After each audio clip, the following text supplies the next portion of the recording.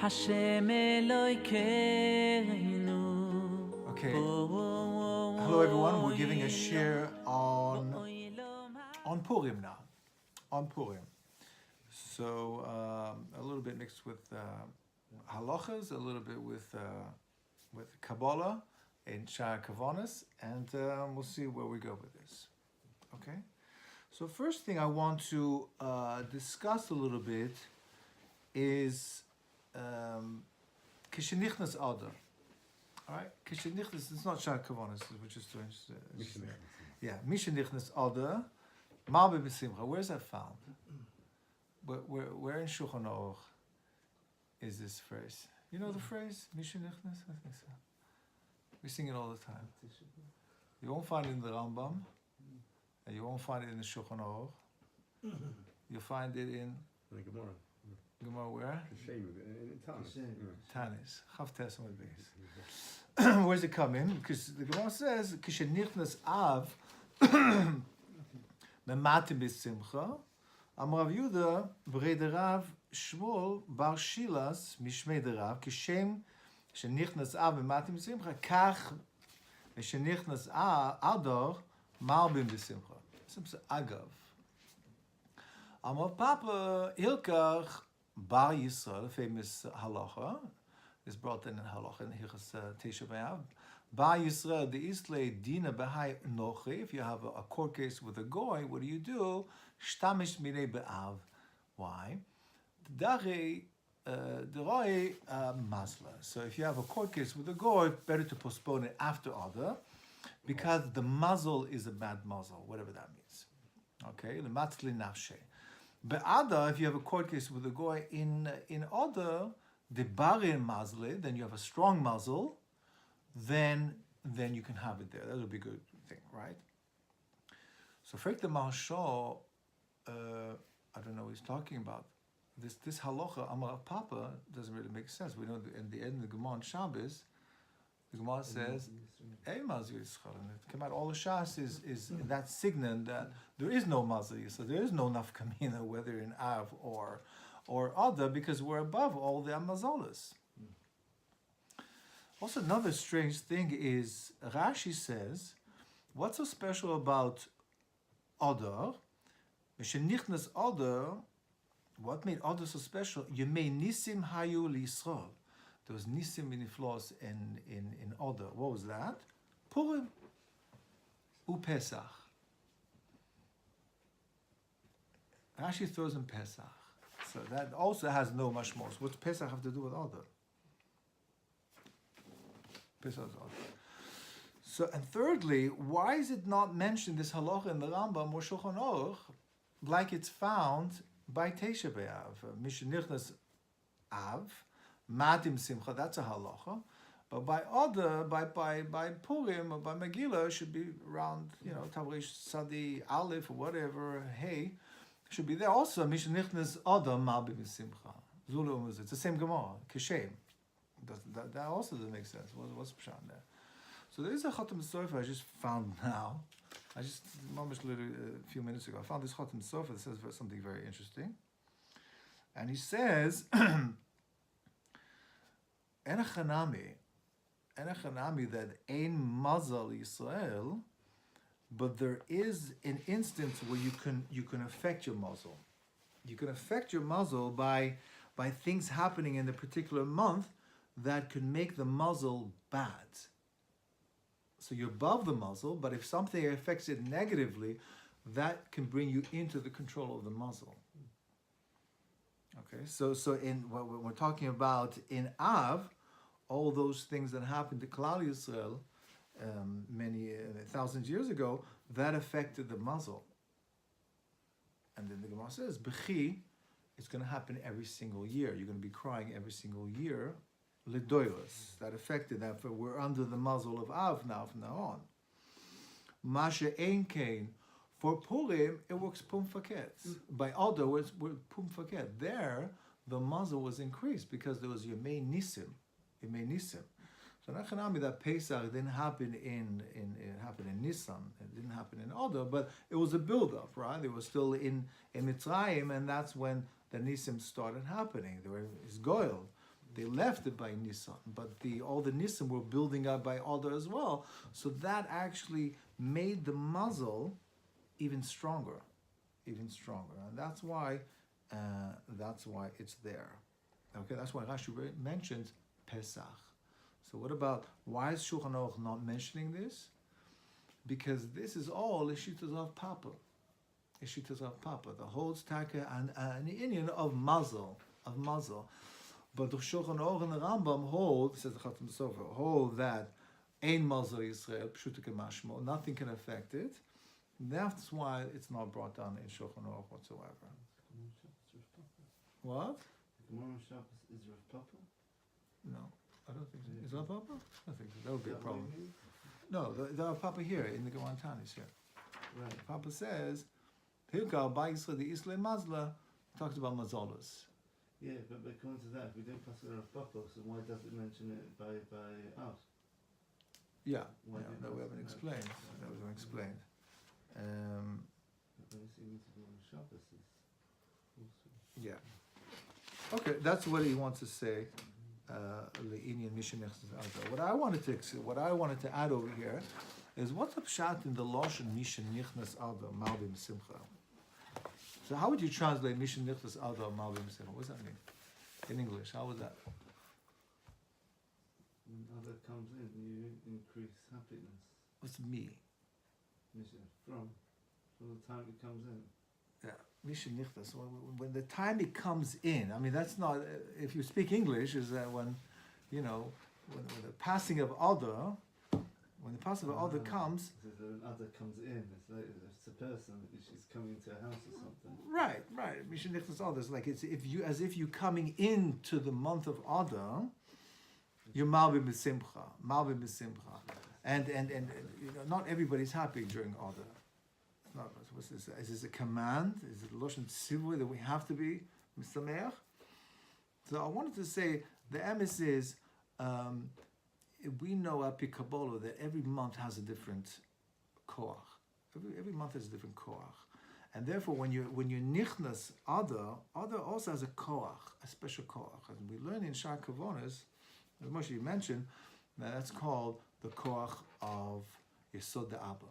Yesod Abba, which is a very very powerful koach. And once you get into that muzzle, let's call it a muzzle. Or that parsuf, as we'd call it in Parsufan language, then that will get you a simcha. But you have to get into it. It's a kavana.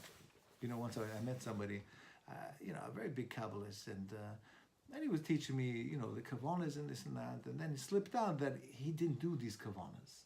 He was just teaching them. And I was so surprised, and I said, "What's pray? You don't do the Rashash kavanas and this and that?" He says, to be very honest, it came to a point where it was mechavim below kavanas. Sort of a joke, and I say, you can do kavanas without kavanas. Meaning that he was just looking at all these kavanas without being misyachet. He was just reading it like Tehillim. Balpeh. That's how it got so used to him.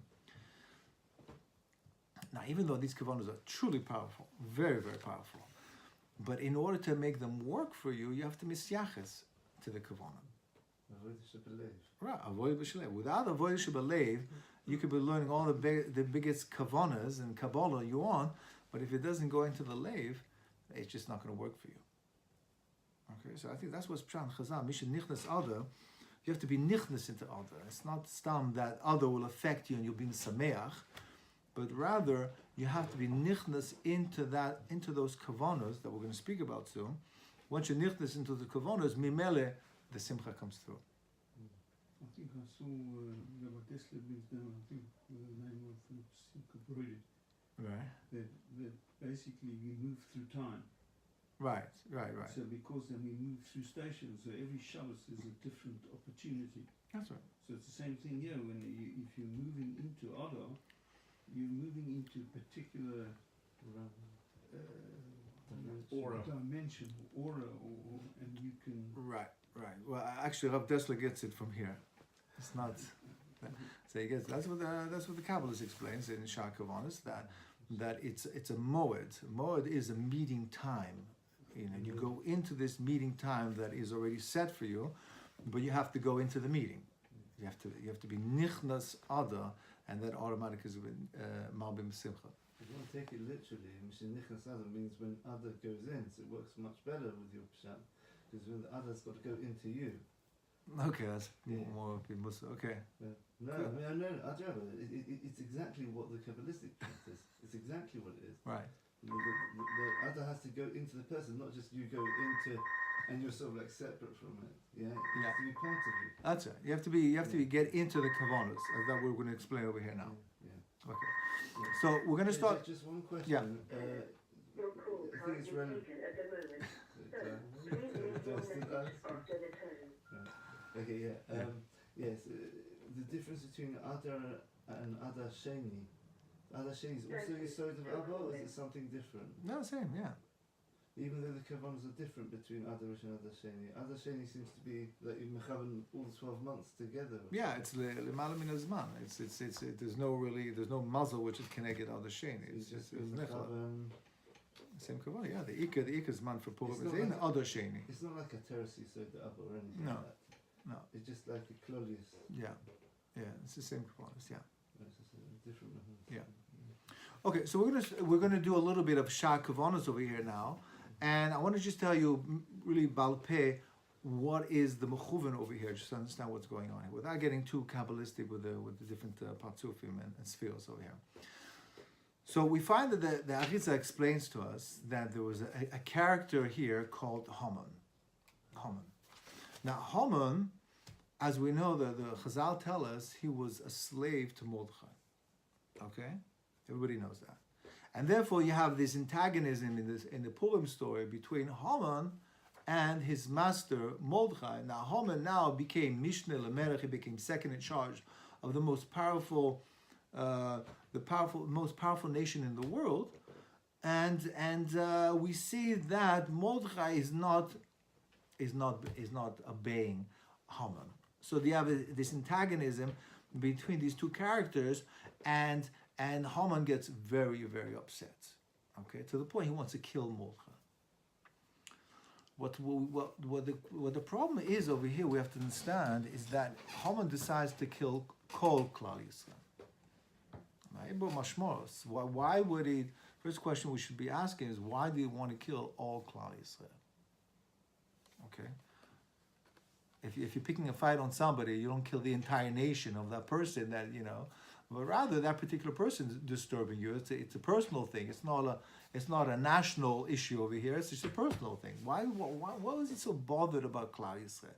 Second of all, we see from the Arizal that Haman was extremely, extremely bothered about the Beis HaMikdash. He had some crazy ideas that absolutely would not allow him to allow the Yidden to rebuild the Beis HaMikdash. Now again, if his whole issue was with Mordechai Tzaddik, why was he so bothered about whether the Beis HaMikdash is Kayim or not Kayim? What would that Bechla make a difference to him? Is that Achashverosh you're talking about? Is it Haman as well? Yeah, Haman as well. I know there's his son. Yeah. Once he wrote the You wrote the letter, yeah. That's right. Yeah. So that's question number 2. So why Bichlal was he so bothered? Question number 3 that I have is that we know that Haman, he wanted to kill Mordechai.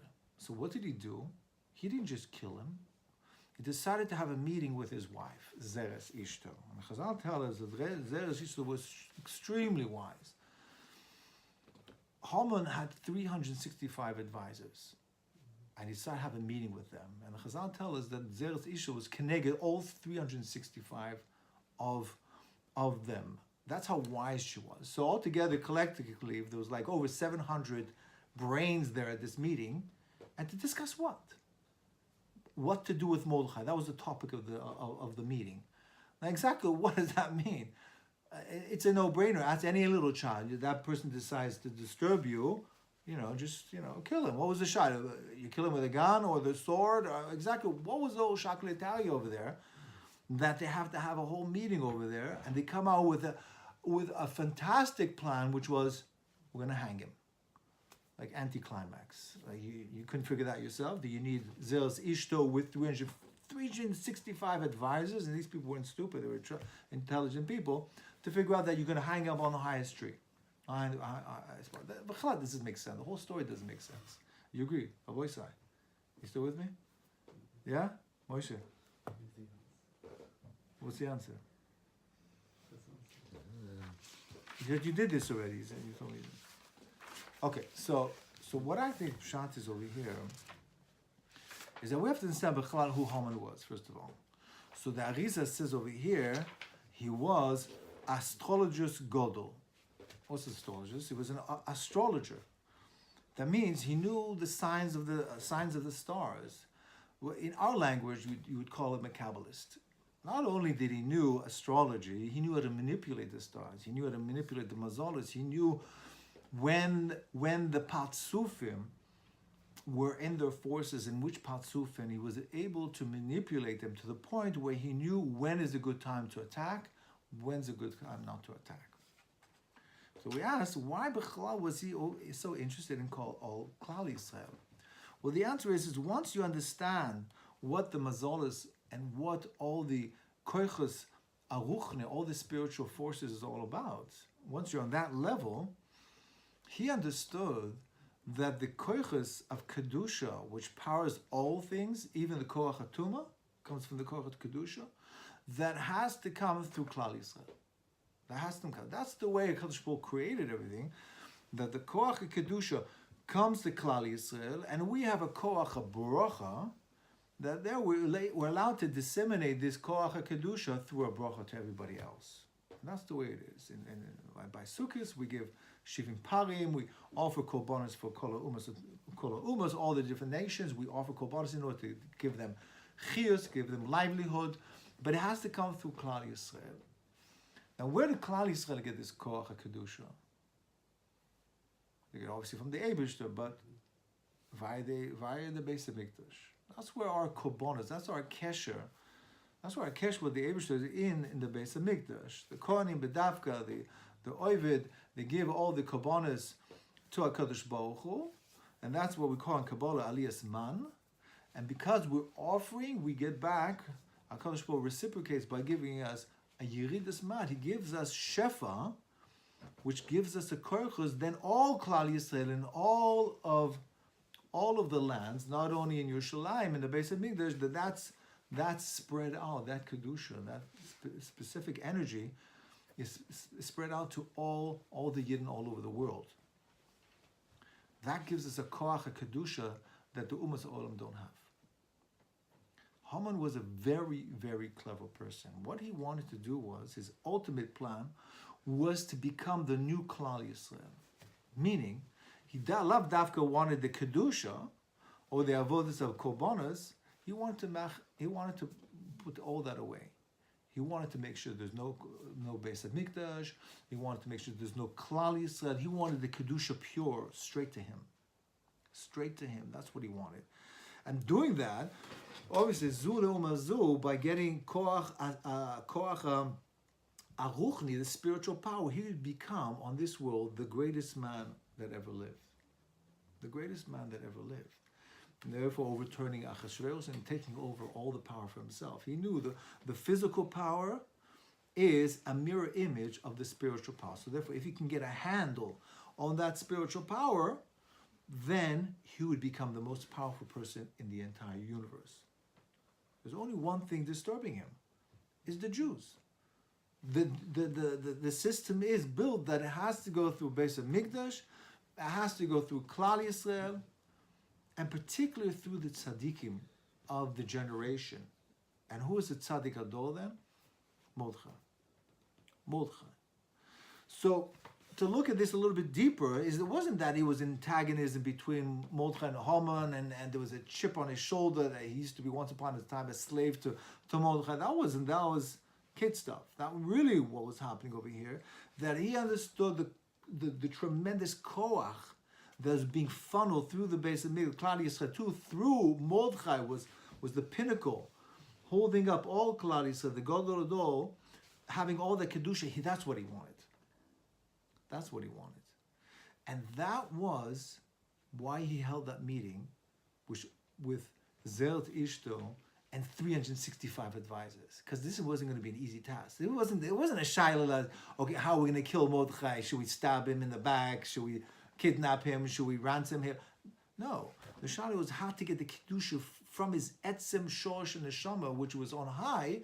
How do we funnel that down into the lower worlds where the shorsh neshama of Haman and the asas b'nei Haman were? They were in the lower worlds. So how do we get that great kedusha all the way down? So that was the situation over here. They had to find out how to funnel all that kedusha into that mokum of tuma. So what did they devise was to hang Mordechai on a high pole, 50 amas high. Says the Arizal, what is that all about? Says the Arizal, that was the tail of the snake. Zonov shel Nachash. It wasn't a pole that they were going to hang it just to kill him. They had to find a way, like an antenna. You know when there's a lightning storm and there's bolts of lightning, and they're attracted to antennas, metal, attract that electricity, and that can power a city that's what they wanted to do. They needed a way to attract the kedusha from the base of Mikdash into this tzaddik through this pole, which was the zonov of the Nachash, all the way down into the oilam eklipas. And through that would power up a whole oilam, the whole oilam koyches hatuma. So they're using the Nachash to sort of siphon off the power and give it to them. Yeah, but they had to hang Mordechai up there to get the kedusha coming. They can't just put the snails, the snake's tail over there, and It has to be connected to something on the top.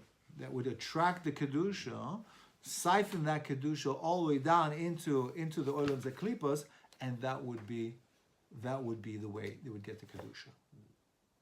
So that is the story behind the story of Purim. Okay.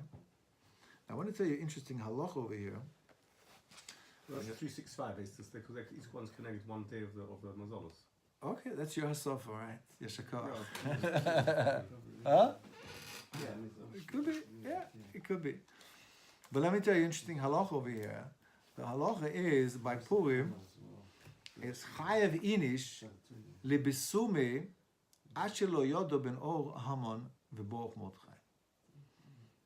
Right? The Bir halacha fik the kasha, he says he doesn't understand what's going on. The Poshup Pshat over here is that you have to get drunk during Purim. Now, lo shamanu in Chazal anywhere that you should be getting drunk at all. Anywhere. We know it's a halacha. Kavan, mitzvahs tzarich kavana. So what's Pshat here? Chazal, all of a sudden, half a chud, they decide, I get drunk. Well, you got mitzvah sayom, you have shlach manas, you have the kol poshet yad, you have sudas Purim, you have Megillah. How can you do this when in a matzav that you're shikr b'chalal? So the Ramah says, you know what? Lavdavka again shikr. Drink a little bit more. The Maril drink a little bit more than you have to. Then you go to sleep. When you go to sleep, then when you go to sleep, then you don't know the difference between Boch Mordechai and O Haman. Okay, and the Mefam should say you have to go to sleep. Davka, by the way, while you're going to sleep, machamas the shikr. But if you go to sleep because you're tired and say, now I don't remember, that's not good enough. You're not yoytz to the mitzvah. But according to Arizal, he says, Klo, you have to get shikr. And that's Poshup Pshat in the Mechava. You have to get shikr. So what's Pshat in that? So the Arizal has a Pshat. So he said, I'll read out the Lashon of it, you can follow inside. It's just at the end over there, second column, I think 11 lines down on the second column, where it starts Elam. Now, do you see over there? It says, Umashu Omu Chazal. Second column. Where it starts Elam. Yeah. Umashu Omu Chazal, Chai v'inish b'sum b'puria, ad lo yodo ben Oroch Mordechai liboch. Oh, Haman, I already got it mixed up. Oh, Haman liboch Mordechai. Kavanehu, ki le'olam toch ha'klipa yesh nitzus kedusha. Meaning that in all things, Lav Davka Purim, you have to understand that there's Elokus, there's Hashem in all things that there is. A nitzuz, so Even bad things. even bad things, there's a nitzuz of Kedusha. Hameir b'tochu mechayos. It's not only that it is there, it gives the chiyus, it gives the livelihood to everything that there is in the entire universe, even bad things, even in inanimate objects and inanimate objects. Everything has a nitzuz. Even a rock has a nitzuz. Lachein tzarich loma boch haman. See, according to the other mefarshim, they don't say that. You just have to mix up which order you say it. Either it's O Haman or Boch Mordechai, O Haman. That's what you have to not differentiate. Which one comes first? Either the toiv or the ra the toiv. According to the Arizal, no, you have to have the words Boch Haman. It's unusual. Boch Haman, meaning what? That you have to realize that there's a nitzus, a kedusha, even in Haman himself. Lahamshich el anitzusahu or. So according to the Kabbalists, it's not only a yediyah, it's not only an intelligence that, I recognize that there is some godliness kivyochol in Haman, but rather, what are you doing? You're being mamshich kedusha through your machshava. You're pulling as this energy, this positive kedusha light into Haman himself. And what does that do? He doesn't explain, but I explain what you're doing by doing that. So our tachlis in all the mitzvahs is to do what? Aliyas birurim, right? What does that mean? That means that all thing has a little bit of kedusha. Our job is very simply, through the mitzvahs, which are tools, we're raising up that spark that came down once upon a time and bringing it back up. We're doing that in Purim as well. You have to mechaven even the nitzutz, the lowest sparks, which are the lowest even in bad people. You think that in your mind that you're bringing down this special or kedusha that will expand the nitzutz of kedusha, which is in the bad person, and then lift it up and break all that negative klipa, all that negative cluster which is around that kedusha spark. And then you've done your mitzvah of aliyas birurim, of raising up these sparks.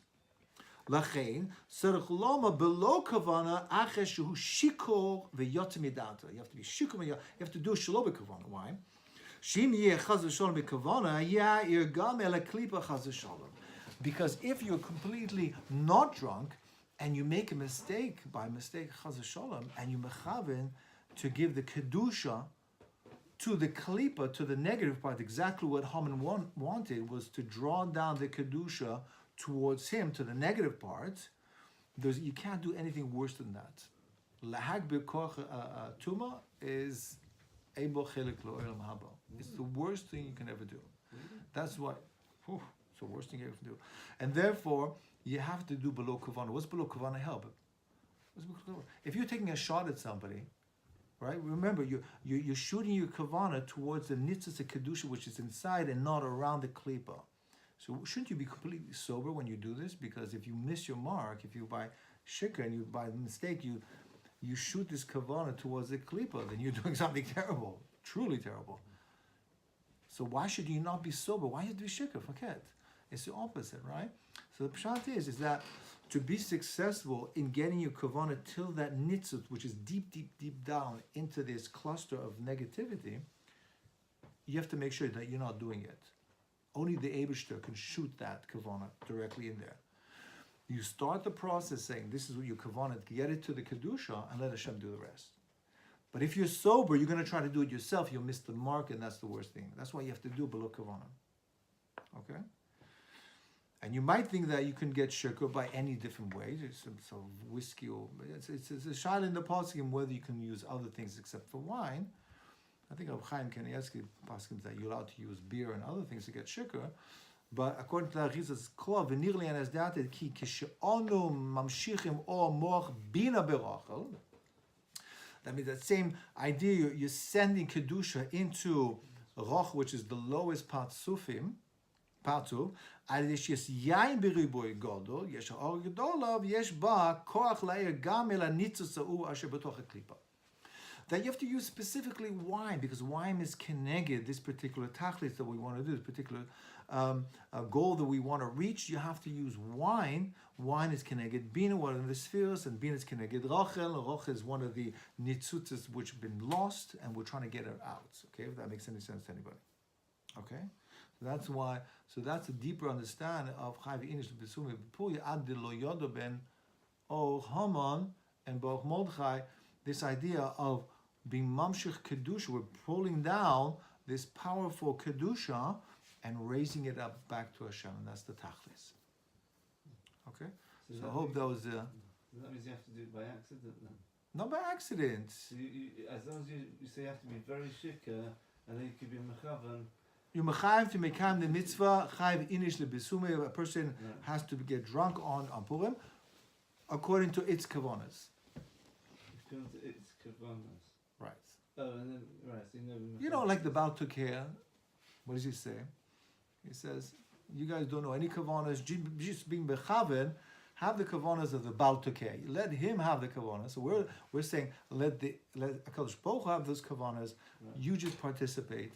In Tekiyah Shofar, it's the inyan of Shemiyah, that's your participation. Here, it's the inyan of being mechavan to mekayim this mitzvah of Chayv Inish L'Bisume, and that's going to reach its goal. And that's why it's special here, because usually with the kavanas, you're meant to be actively mechavan the kavanas as if you're helping them happen themselves. Here it's too dangerous. Here, so it's too dangerous, so you allow the kavanas to reach its goal by itself. Okay? Phrase, you think Baruch Haman without kavana, this ankus. So the best thing would be if you actually end up saying Baruch Haman by accident. So that way he says. It actually stems with the halacha. Lachein tzarich lomo Baruch Haman. Yeah. You got to say it. Right. But you shouldn't do it with kavanah. No, you do it with Sash Yeshika. And that's why the halacha says you go get Shika. That's a practice Shalom halacha. So the halacha stems with the Kabbalistic thing perfect. Yeah. It doesn't tell you the reasons, but the Arizah tell you to honor to that Nitzvah Kedusha, but... Yeah, but the surahs of how you get Shika, how you end up saying Baruch Haman. Yeah. Okay, good. So, let's stop here. Bo